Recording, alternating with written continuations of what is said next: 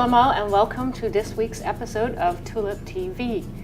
We hope you enjoyed our last week's show, and we're here today with Rande Cook and Mike Willie, who are from the Kwakwaka'wakw, am I saying that correct? Nation, the First Nation of the Northwest Coast on Vancouver Island. We are here because Rande, exclusively, you made a totem pole for a Dutch museum, the Rijksmuseum of Volkenkunde in Leiden. And that's pretty unique. I mean, I don't think anybody else can say they've done that there's a totem pole now in Holland that was made by Native Indian, right? So very, congratulations. Thanks. I think that's quite an achievement. And the totem pole's been in Holland since October, I believe, right? And until the end of April this year. Yeah. So it's a long time. And then I believe you are trying to keep the totem pole there, right? Is that part of the plan? The totem pole will stay there. Excellent. For the duration of its life, yeah. So Excellent. We're heading back next week to take the pole from inside the exhibit to place it in the garden where it'll stay at the museum. And that's the garden of the museum? Yeah, so we'll be doing a ceremony where we bless the ground and give the totem pole to the people of Leiden. It'll be officially theirs. And this is in April? Yes. When exactly is it, in case people want to go down? We leave on the 3rd, so the 4th, 5th, 6th, 7th, 8th. Of April. And then we're back home 9th or something. And that's in Leiden, the Volkenkunde Museum. Yeah. The totem pole is made out of an 8-foot tree, I understand. Is it 8 meter. 8 meter? Yeah, it was about 27. 8 foot, that wouldn't be very long, would it? 27 feet, around there, yeah. And red is it cedar. a cedar? Red cedar. Yeah. Where does it come from? It came from the west coast of Vancouver Island. From there, it was brought to the east coast, all the way around the island. By boat, or how do you do that? on a big barge. It was quite the journey trying to track down the tree because it's quite difficult nowadays with logging and all of that, trying to find a tree that's suitable for a totem pole, like with good quality and all of that. Tight grain. Yeah, so I had How to go. do you know? You look at the tree on the outside, or how do you know the tree's right for a totem pole? Have a look and you're like, okay, that's nice. Does it have to be perfectly straight? Or So you don't want knots and kinks and all that. And you can tell by looking at the core and if it's in good shape. You don't want any rot or anything happening like that. So And do you need permission from the chief or anything to cut a tree, or? Well, nowadays we work with logging companies. You know, I mean, they're out there, they're doing the work, and we can make a phone call and say, I'm after this. And they'll phone us back and say, okay, we have a shipment coming in, kind of thing, come and have a look at what we have. And but in previous times, historically, they were selected for sure. Yeah, you would have to go. They'd chisel holes inside so they could see if the tree is sound, and then they would decide to take it. And also they'd look for grain too, if the grain was tight, tight grain, good for carving and strength. Now, how old is this tree that you cut? Do you know? Can you tell from the rings? Yeah, I did. You count rings, right? Isn't that what you do? Count rings, and I did. Well, when I had when the log was fresh cut, and then you see some of the pictures in there, we just got it to the shop where I was going to start carving, and the butt end was probably stood up to maybe just about here on my chest when I'm standing. So then I started counting, and I think I got to about 800 around there. Then I was like, okay, and then I could gauge, and then it just kind of, so I would say it's close to 1,000. Now, how many of you worked on this project? This program is sponsored by Dutch, the full-color English language magazine about the Netherlands and its people, at home and abroad. Canada to Leave is the online community for the Dutch living in Canada and the Canadians living in the Netherlands. Canada to Leave, wherever you live. In the beginning, I hired one other artist, Calvin Hunt. He's a master carver from Fort Rupert. It was his studio that I actually borrowed, rented from him. And I hired him to help me rough out, do all the chainsaw work.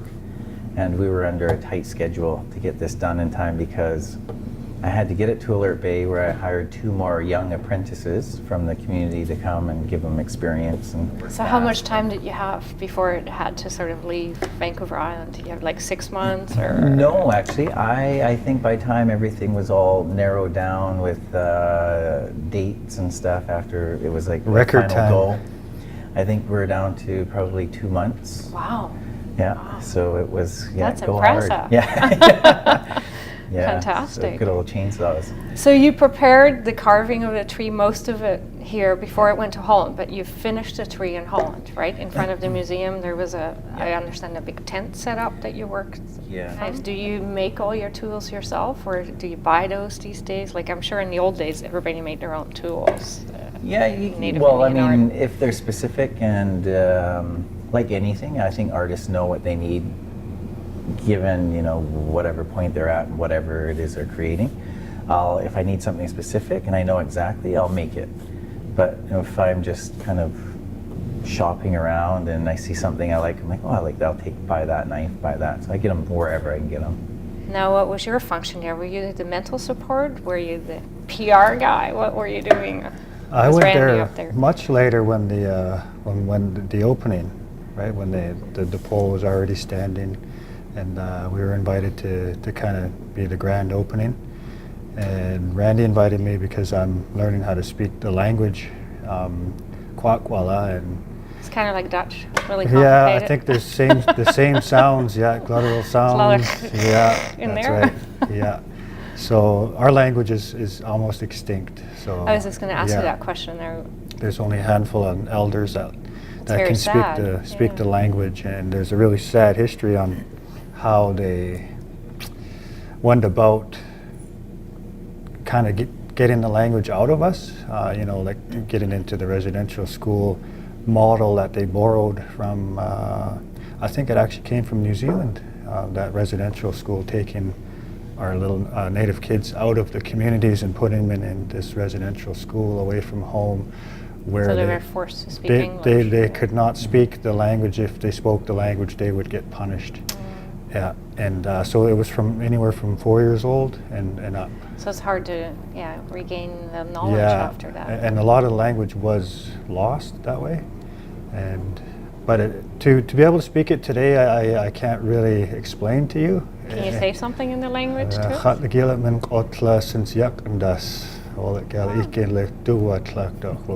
What did you just say? Are you going to translate it? Do I want to know? I'm starting to learn the language. That's all I said. And That's all you said? and Wow, it's so they're very long. really nice to see you and be here. What did you think? Well, how was your experience at the museum? What was it like to? Had you ever been to Holland before? I enjoyed it. I loved it. I think the Dutch are amazing. They're great hosts. I mean, it's probably the greatest trip I think I've had in terms of hospitality. I mean, it's clean, healthy. I mean, Very there's people healthy. on bikes. You got to watch out because they're maniacs. I mean, Yeah. here you They're got to watch hauling. out for It's kind of funny, you know. Here you're like, hey, look both ways for your cross street because you get hit by Yeah. a car over there. It's like, like- but by the time you're even looking, there's like, Yeah, and you got to follow, otherwise you could get in an accident, right? It's like- Exactly. Did you ride a bike while you were Yeah. up there? Good. Yeah. Good. Now let's talk about the totem pole.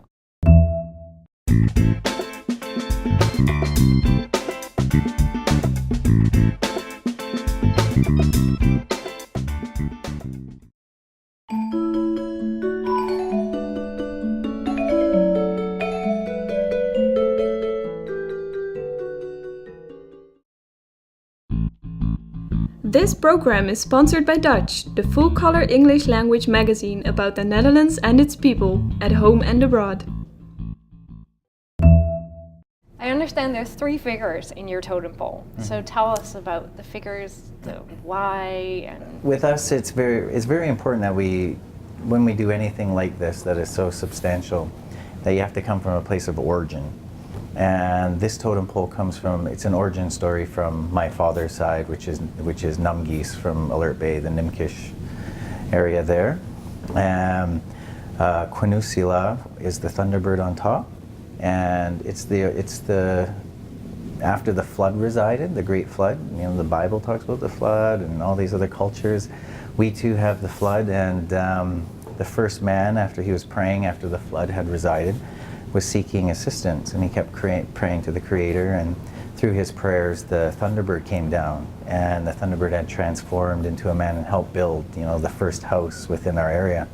So that's the house that we come from, and that's why it's so prominent on top. On the bottom, there's a traditional pole that's just stood in front of our house of the Gigilgum, we call it. That's our house of the Gigilgum? Gigilgum. And, Never heard that language. and there's an old pole that was there, and I was looking at it, and there's a Thunderbird on top, and a whale, and a man on the back. And he's the steelhead man. And it's different legends and from different areas within our one area. So you can go off into different lakes, and you know, and there's all these different stories that come from there. But I changed it a little bit to fit for today, and I changed the gray whale or the Orca.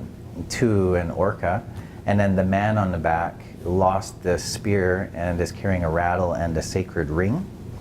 And for me, what is the significance of that? well, we wear cedar bark rings in our culture, and it's the circle of life.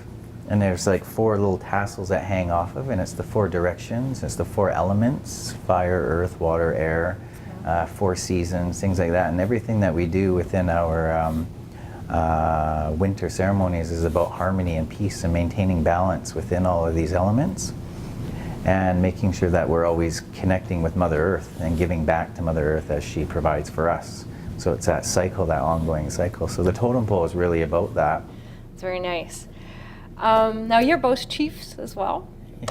I understand it. Do chiefs have nicknames, or what's your chief name? Oh, can I ask that? Is it sacred? I don't know. Well, I have a chieftainship with my grandfather's, his tribe, which is Kwak'wala, which means moon. And in that house, I come from the house of the Hamatam, which is the house of the seagull. And then on my other side is Ananhuisaqamai. Oh my goodness. And that's the house of the Thunderbird, where that comes from. What about you, Mike? I've been handed a position through the Kwakwaka'wakw out of the Kwak'wala, and I have yet to do what Randy did, is have yet to kind of validate or verify by holding a potlatch. So I haven't gone through that process yet, but at one of the previous potlatches I was handed a name, Kwakwaka'wakw, and a position. So. Now, potlatch, probably most Dutch people have no idea what you're talking about. Yeah. So either one of you care to explain It what just that mean- ceremony tradition It is? needs to give, potlatch is to give, and to be able to see how we shared our wealth wasn't to take in like this, we had to give.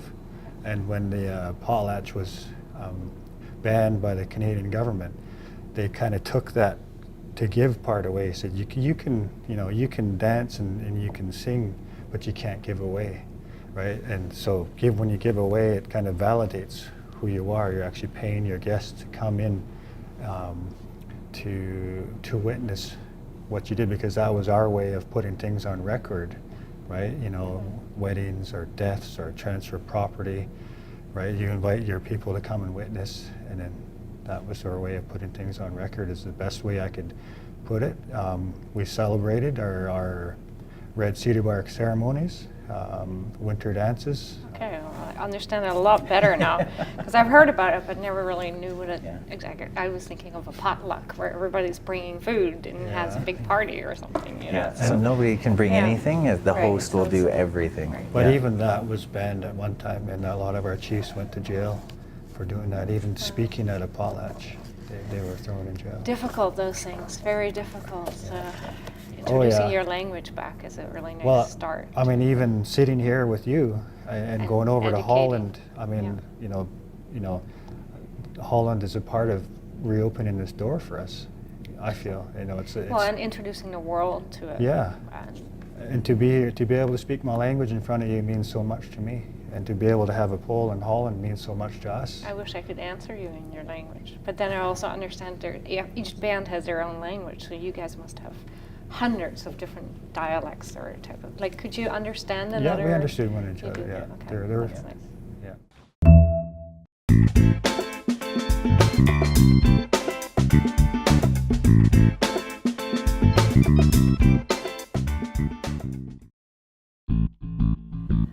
program is sponsored by Dutch, the full-color English language magazine about the Netherlands and its people, at home and abroad. Canada to Leave is the online community for the Dutch living in Canada and the Canadians living in the Netherlands. Canada to Leave, wherever you live. There's a story to totem poles. They're traditionally in front of a house, but you can also have them different ones in a garden, so there's different meanings to where they're placed. Is that there's poles for different reasons, right? I mean, there's welcome figures that would face the ocean, that would welcome people onto the shores, right? Like people from other tribes.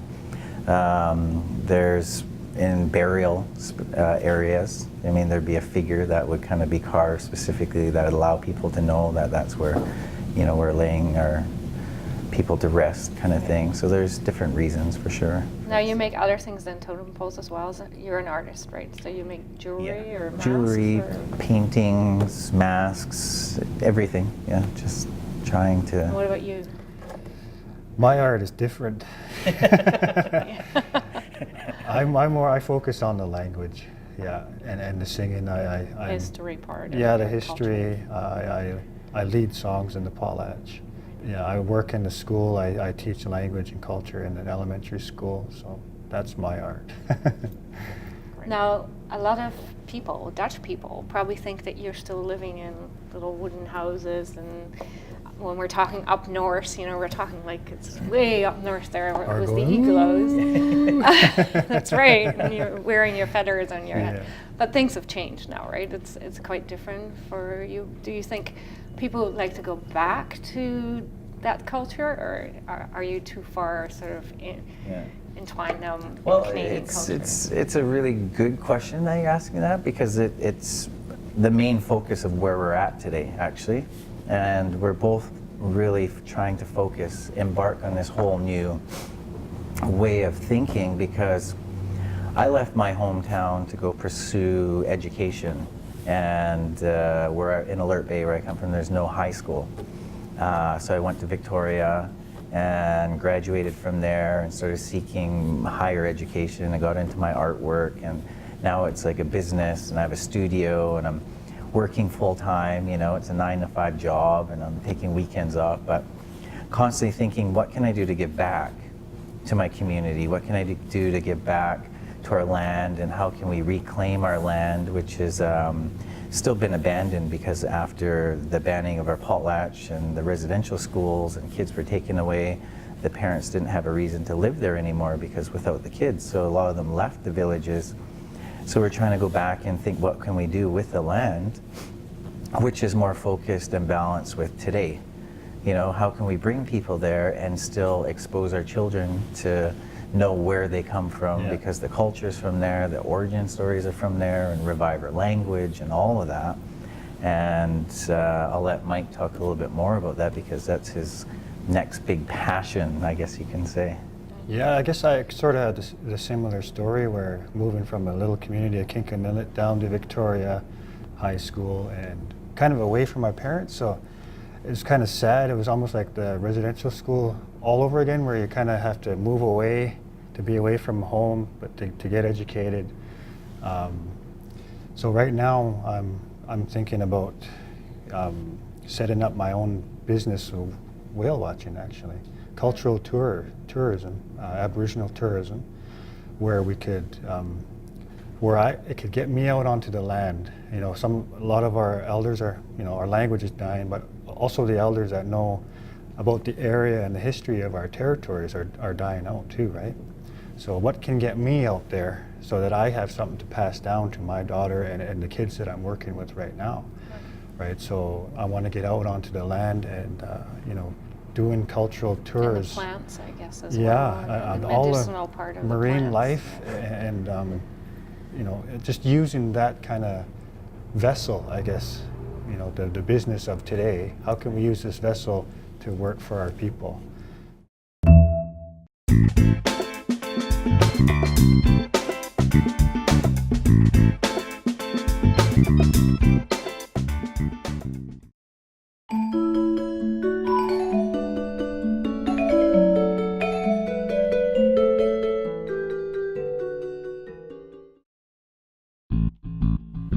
This program is sponsored by Dutch, the full-color English language magazine about the Netherlands and its people, at home and abroad.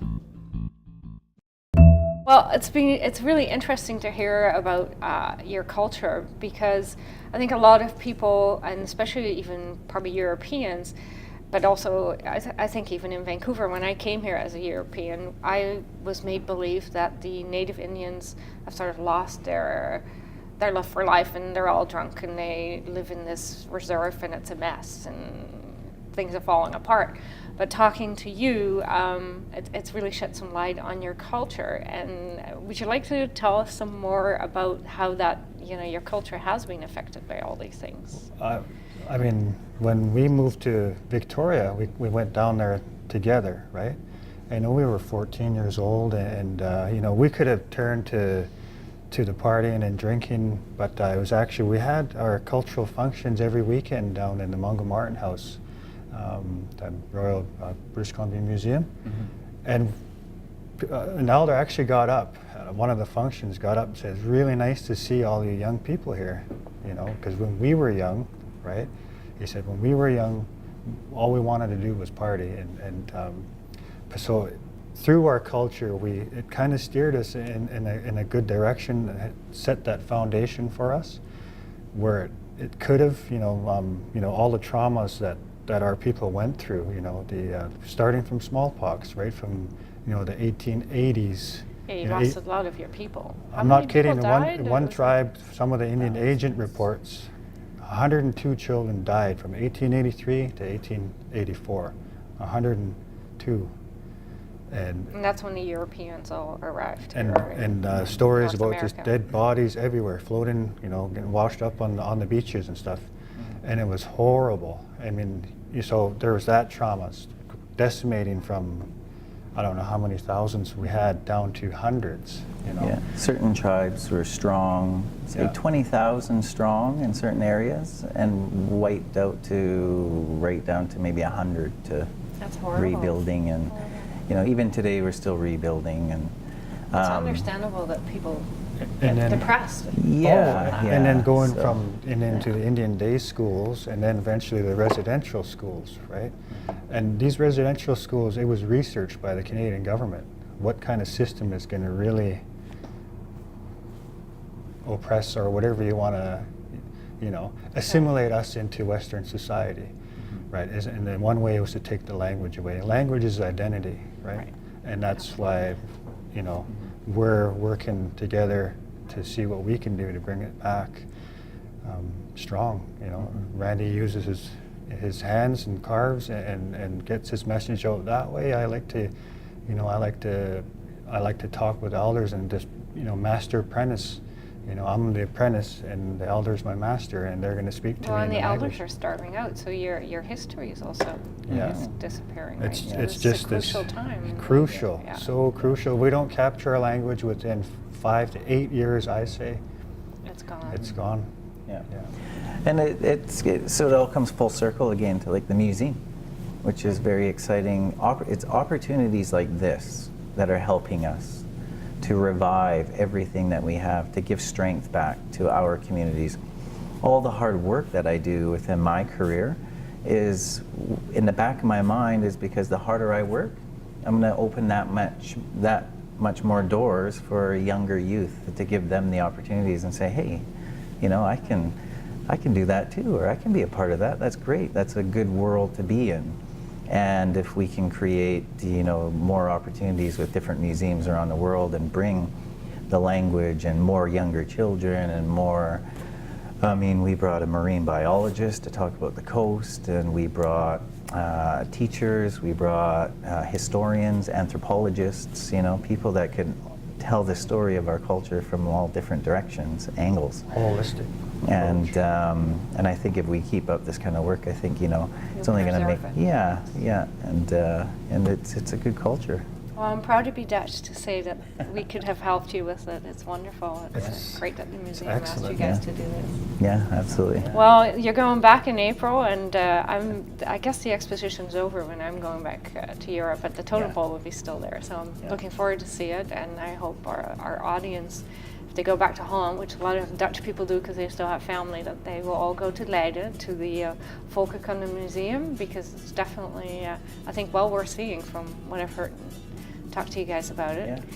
I want to thank you for coming all the way from Victoria and coming on the ferry to talk to us and educate us about your culture and about this beautiful totem pole. Thank you very much. Yeah. Pela thank you. Kesla. I only know Namaste. Anyway, thank you all for watching this week's episode of Tulip TV. We hope you'll watch us again next week. You can remember you can follow us on YouTube, Twitter, and also look at our website at www.tuliptv. We're independently produced, so remember, if you like our program, we'd really like it if you can sponsor us. So go to our website and click on donate. En tot ziens en tot volgende week.